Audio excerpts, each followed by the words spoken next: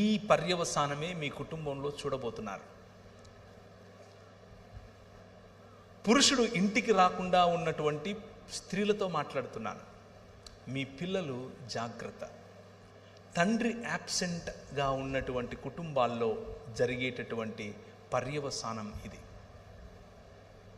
దీన్ని ఎందుకు ఇంత విడమర్చి చెప్తున్నాను అనంటే, నా జీవితంలో ఇది జరిగింది. మా అమ్మ మాకు కావలసినవన్నీ ఇచ్చింది, కష్టపడి మమ్మల్ని పెంచింది. కానీ తండ్రి లేని లోటు నా జీవితంలో స్పష్టంగా కనిపించింది. నేను వైలెంట్గా తయారైపోయాను.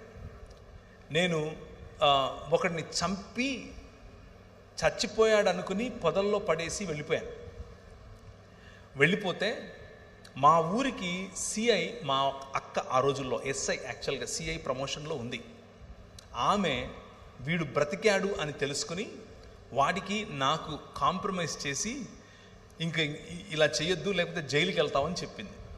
ఆ రోజు రాత్రి తండ్రి లేని నేను, ఎప్పుడూ తండ్రి కౌగిలిని ఎరుగని నేను, తండ్రి ఇచ్చేటటువంటి వెచ్చదనాన్ని తెలుసుకొని నేను, ఏ రోజు తండ్రి యొక్క మందలింపు అంటే తండ్రి వద్ద నుంచి ఎలా ఉంటుందో నాకు తెలీదు. తండ్రి వద్ద నుంచి ప్రేమ ఎలా ఉంటుందో నాకు తెలీదు.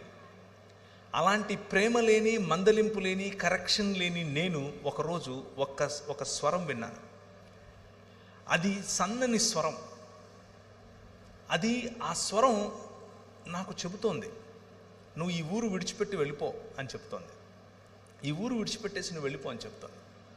ఎక్కడికి వెళ్ళాలో తెలీదు. మా అమ్మకు చెప్పి వెళ్తున్నాను తిరుపతికి అని చెప్పి, మా ఊరు కడప, బ్యాగ్ తీసుకుని బస్ స్టాండ్కి వచ్చాను. తిరుపతి టికెట్ కొనబోయి హైదరాబాద్ టికెట్ కొన్నాను. ఎందుకు కొన్నానో కూడా తెలియదు. హైదరాబాద్లో ఎవరున్నారో తెలియదు. తర్వాత ఏదో తెలుసుకున్నాం. ఈరోజు ఫోన్లు ఉండేవి, ఆ రోజుల్లో ఫోన్లు ఉండేవి కావు.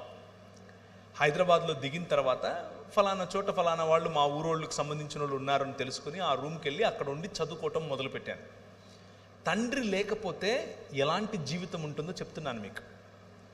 కానీ 5 రకాలైన క్వాలిటీస్ మీ ముందు ఉంచాను. ఆయన తండ్రిగాను, భర్తగాను, ప్రియుడిగాను, కాపరిగాను మరియు రాజుగాను మన మధ్యకు వచ్చాడు అని చెప్పాను. నా జీవితంలో తండ్రిగా వచ్చాడు. నా జీవితంలో దాదాపు 18-19 సంవత్సరాలున్న నేను,